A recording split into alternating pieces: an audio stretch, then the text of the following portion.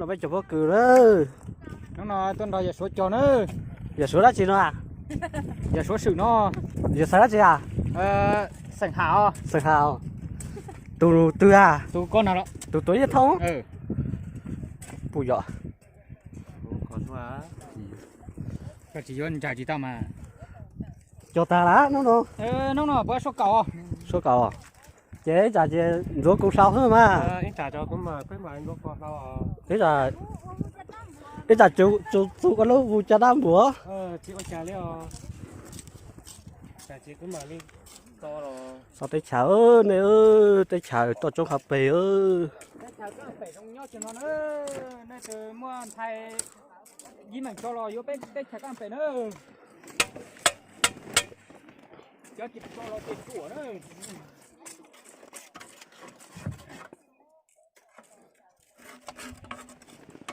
cậu có sao cho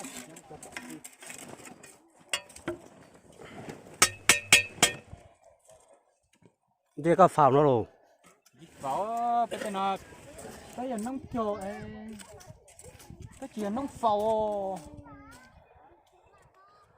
à chứ cho bên kia rồi bên kia xưa cái chẳng nào cho plong kia chạy rong là cho bên kia xưa chạy tàu nó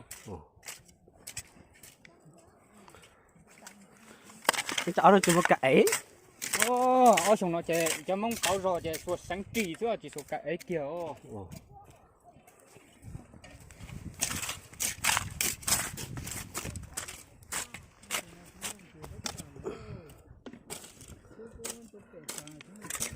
bây giờ tôi hết cả tùa là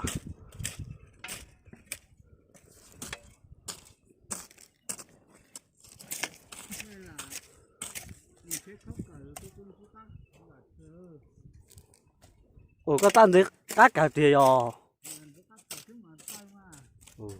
bây giờ cũng chỉ có lúc tôi các bác cũng tới xe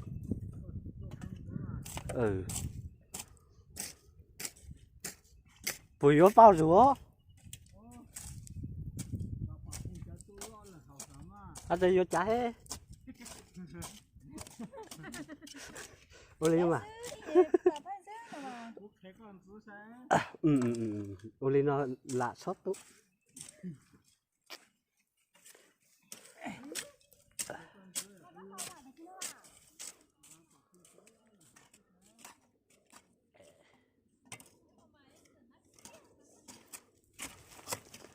thôi rồi mình sao ăn nó hay là tua rồi có nó béo chả nào mình xài có chực kia là kia mà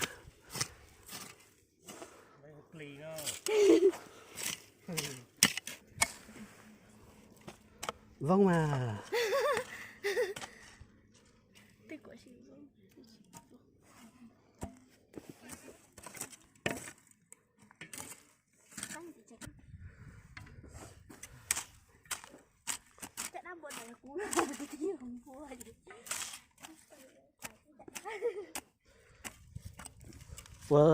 我仔就俾乜個人揸澳門咯，嗬，單機人㗎。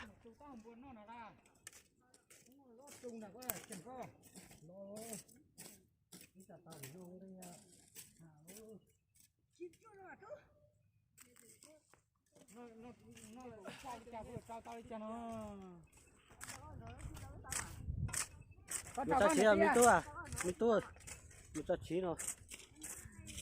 tiếng có một trâu à lên mà giờ thì ta một trâu rồi với nó thì ta ra đi trả hết của to rốt của sau cái ổ đu cái này cái này món nó ớt ta cái nào mà cái này món nó ta này nha ta chỉ ta thấy ua ta thấy một tiếng là tới ua nè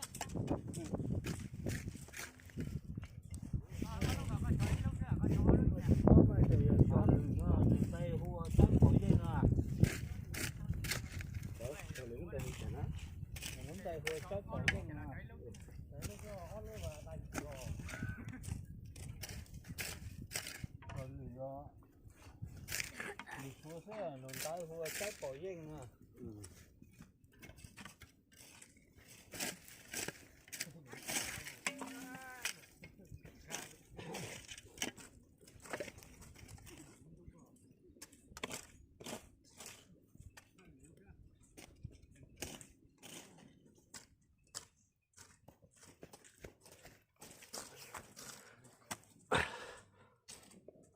tao mình chết luôn sao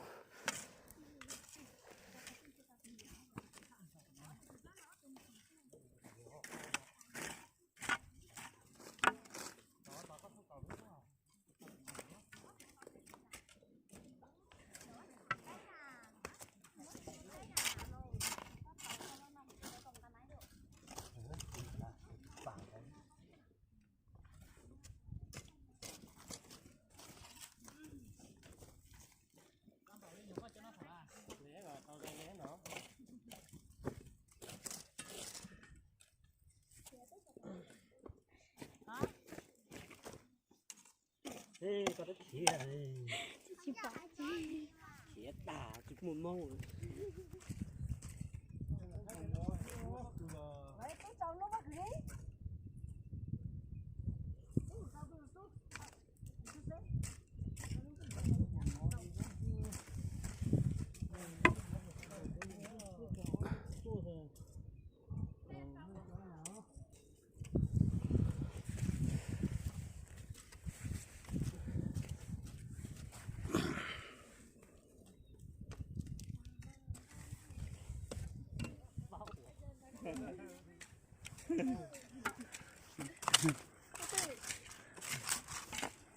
chị ở đây à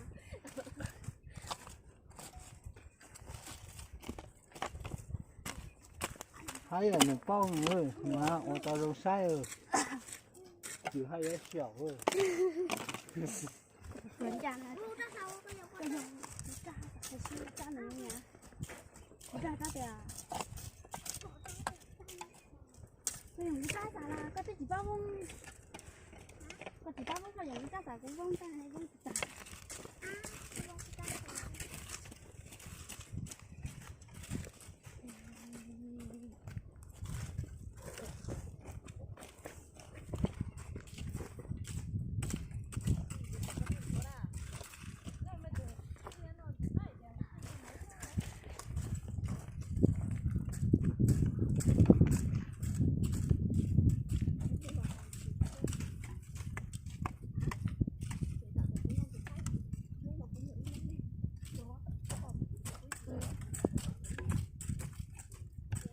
nó phải chụp bóc của hai ông xưa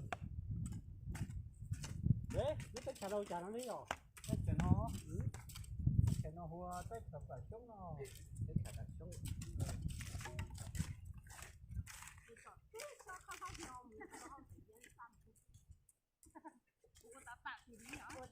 phải chúng tay nó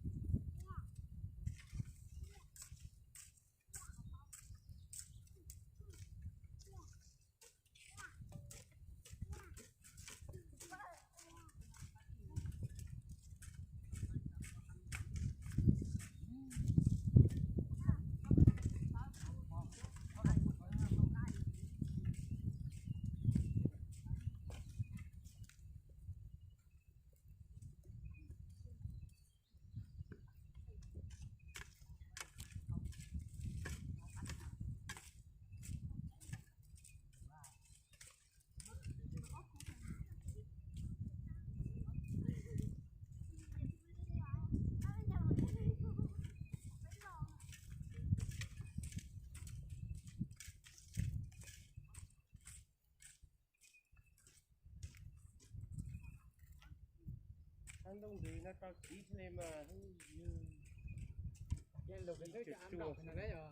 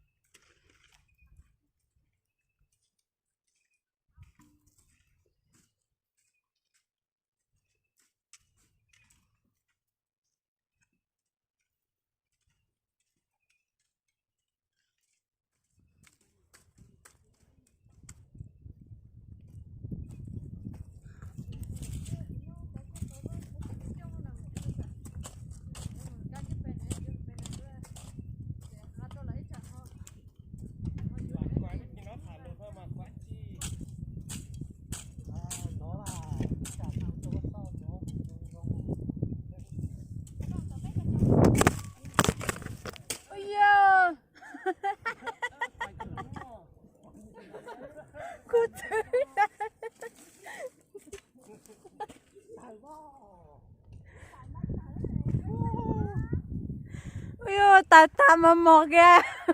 À thế á? Hay ở đại là chua.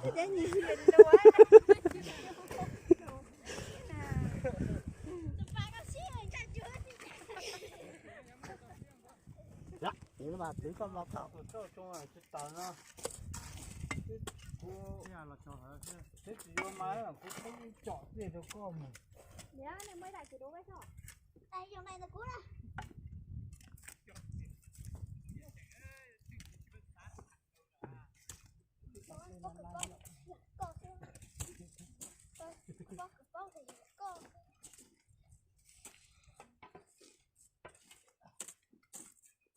Sau này chờ lúc mai cuối nó là đại ý để chị thà luôn đó. Tờ á. Nó tới có cuối khó ra. Em sẽ khó thấy là tụi mình đấy đó. Cha thủ. Họ cũng đọc hết là tài đó. Con đã trỏ à? Hả? Con đã trỏ trái tuổi. cho là thế này Con đã trỏ trái tuổi chứ.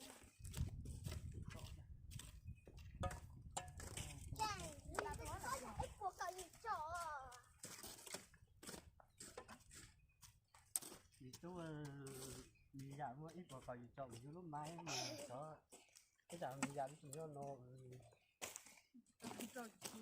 cá chi già phần đông thế mà Chú cho nghe.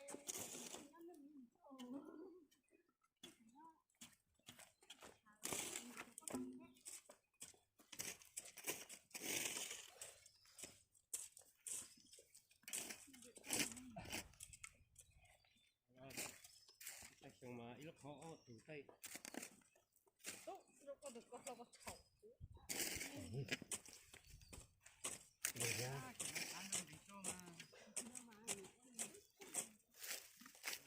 nó phải chụp vào cử lầu chè tụi chú chè nó uống đây tiệm vậy nè uống đây kia nè nó chẳng cái tiền đã khư rồi thế nó chỉ do nhớ tua cho nó cho chỉ muốn nhú nữa mất cho nhiều là chỉ nhiều chỉ do nhiều mất nhiều không có chỉ là cho cái rồi chúng ta hầu nó trò lấy trò đó cho cái sủa đó cái này là cái hôi da nữa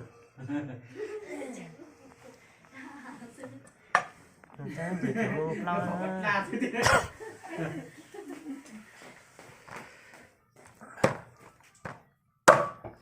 chúa thấy sẵn luôn dễ dám nó chúa chúa giàu là tài đó thầy nữa nói là chú dòng thế phải xuống ra chú luôn lại phải xuống ra có con nữa nè có con nó à hả có con nữa nè hả nó bé chụp có bên nó mỏ cua đó nó mỏ bó cừ đó này nó Ra tua mà. Giá tổ con hả mà. giá thì cứ ươn là có tôi không nào có đến thả cả cái các cá của nhá lì lệ Tôi thì đi chơi là được bù xí theo à. Chết nữa. Nhìn giá cũng không xịt tổ. con tôi heo Cho cái chơi cả à. đó vậy sao lửa nè mà thay nó lên cũng chả nào có thích chai nhé thì là cũng Nó. bé thịt nó bé là nó chả nè tí nè nó một lát chả nó mỏ này nữa rồi nó chỉ chép lắc cờ thì nữa nó mỏ của mà bỏ cửa bé hôi giặt sáng ư hôi giặt sáng nha là phải tê mà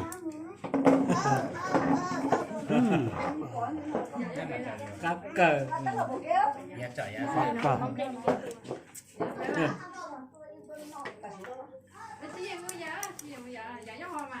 Nó đó, không Là là chả có nó nhà. có tôi một cháu. Tránh. Đó. Nó thì nó nhà. nó này ó đó là mày trộn đấy từ này tụi phan nè Từ đó rồi có chị cái hay này tiền có gì đâu có lo hại tôi nhìn ra đấy. Tôi làm chú nhà mày thế nhà mày sai nó mà. Tôi nói vậy cho giò hú á.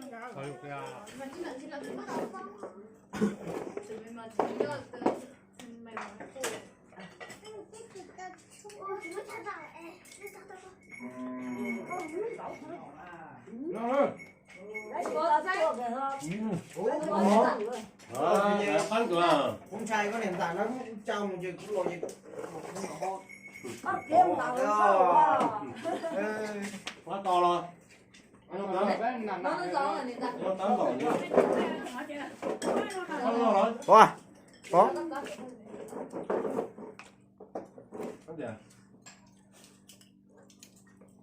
có nhát con mó này tự nhìn nó dạ cho tới chị nhà ta Của tôi là chế à. họ ta dạ là nó bị nó Có cái mót gì. nó làm việc cuốn là Có của nó nữa. có phải là tôi chỉ có thích cho làm bóng bao thế mà ra Có hai cái kẻ lúc mà nhìn được. Bây giờ cái mùa sáng mai yêu rồi bây giờ sáng chả lồ sáng chả rải nữa mà. Nó là bé tụi hết cái to còn đây khá chỉ có thông hiểu nó Ô thông mà căn tụi con trai chơi phăng trầm mà. ở một tuần này ho nữa. Cái hai cái này rất là hay này. Không phải. Mình bay lúc đang ngay bay mù luôn. Nó có gì thâu. Nó có hay tao. Không phải giờ có loại cho cha mà tại của ta gì nó của ta thì tôi cho chỉ để đẩy nhau để lo có được Cái thẻ nhà nó có to hay là đấy chẳng là đấy xe này chẳng nó đau rồi Cái nào chưa có tự nhiên có gì đã cho nó mới trả. anh nói là tao nữa chưa gì đó cái luôn này mà trả lời nó tài nó rất là ăn cho họ ít nó hỏi mà thế đây ta mà Chứ thế nó ăn gì. Rồi mày. cái tranh lại để nó to cho số mà nhà đi số dạ cho nhau xuống ta Dạ dạ hụt xuống tay trẻ cô mẹ cô á tao xiên Ồ tay trẻ phu á. bác cũng phải có mấy cái của tôi tuổi Tôi thì tôi mà tay trẻ. Bay tuyết ta. nó bữa phải nó phải nó đau rồi đây cho nó chết chứ mà nó sẽ hay tao lo thì chú kia mà nó chết đến chảy chứ em nói em nó lầu à chua chua không là chú kia tay mà tay nó chua sai lên nhà út nó đi xem khổ Hai thằng cũng có đây là tay này cái sắp sắp rồi nữa chưa cứ bờ múa mày cứ tao nó trâu Chứ đúng à. con ông mà Kẹt xe rồi. con chỉ cho số con nhỏ chỉ về Chứ tàu á. Nhiều thế nó bay ở đấy. có con nó trúng Còn nó kẹt mấy mùa bỏ. Cứ mà nó cứ. Chắc ông không thấy không phải gì đâu ăn vào. nhà con ở đây chứ nhỉ con này có con này chứ nhỉ nó có anh Cũng cho xa cái qua tôi tàu này nhìn con nó là Dạ lần thứ ba nhớ cả bọc công mà. số bảy tàu vòng bé Nhắm đây lư. Đúng không? Lư. Cái là mấy tao chở. Bùi lần thế luôn rồi. Giờ số mấy được hồi. không thấy con coi không không mà Xe xa lên luôn. Ơ, người tiêu. chạy lên con ta Đây con làm đây rộng quay.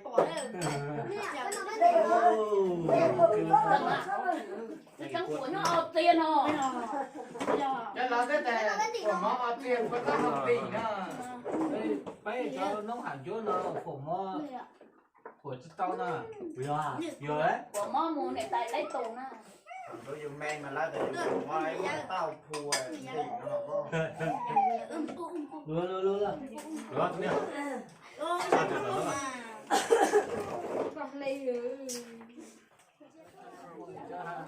Nó ngồi gì mà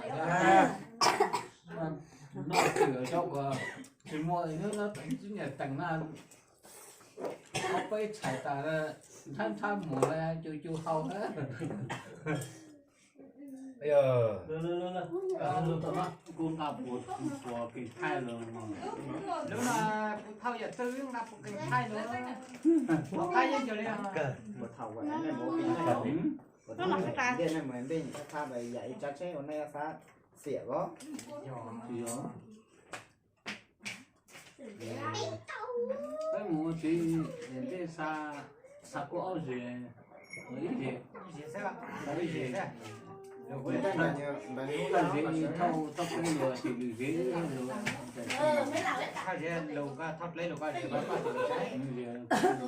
thì bị ghế tôi hết giờ đồ lúc lò vậy. quen được con trai Nó thật là tôi lớn lầu ca tôi cái lớp chung. Chạy chung. nó sẽ làm mà họ chỉ mà nó là nó chấm một tiền đó Đây là con đặt thế đi, chi gì à? Tao đều từ nó mà cho hắn đặt thế đi. mình trồng khi nhiều trồng Tiếc chứ.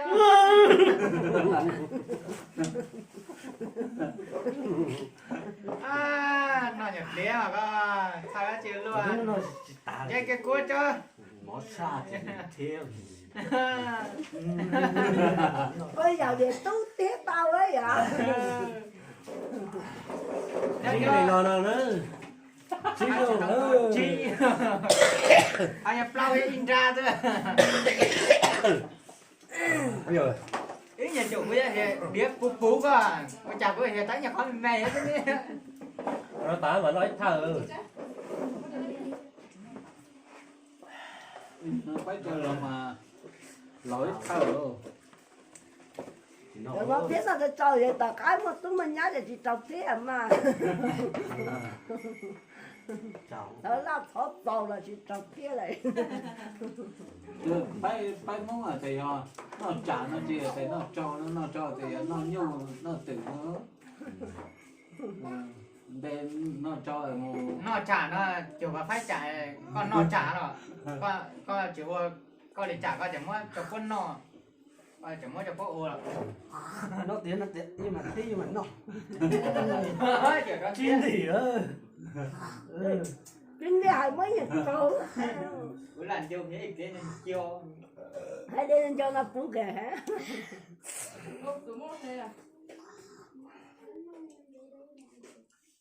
Đi nhà xe sát tôi